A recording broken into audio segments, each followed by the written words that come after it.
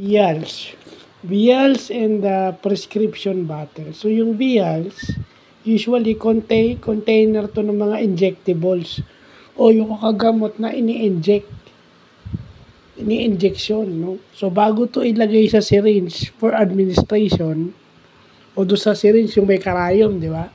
Bago to ilagay sa syringe, ito ay nilalagay sa mga vials na usually inilalagay sa mga malalamig na lugar.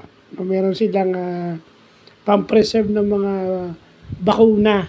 Ito yung containment ng mga vaccination medicines, yung vial. Na malalamig ang usually storage nito.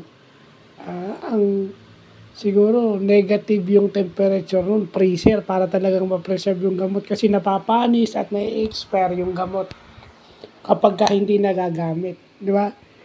Kaya nga, maghahanap na nga rin ako ng libreng bakuna eh. Kahit sa City Hall, maghahanap na ako eh. Para mapakinabangan.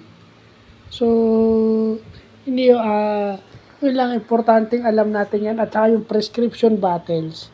Yung prescription bottles, pwedeng plastic bottle na may cap, may screw cap, or yung ang bottle niya is pabasaging glass bottle siya with a cap. Kasi yung ating isang member dito sa PWD, yung ating PR o yung gamot niya is naka-bottle, prescription bottle, babasagin. 2 boteng babasagin na may cap.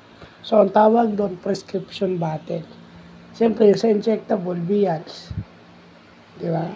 So, para alam natin yan, hindi para magdunong-dunungan tayo rito, dapat alam natin yan. Kasi kung may nakakalimot at alam natin, pwede natin sabihin. Nakatulong pa tayo. So, yun lang po.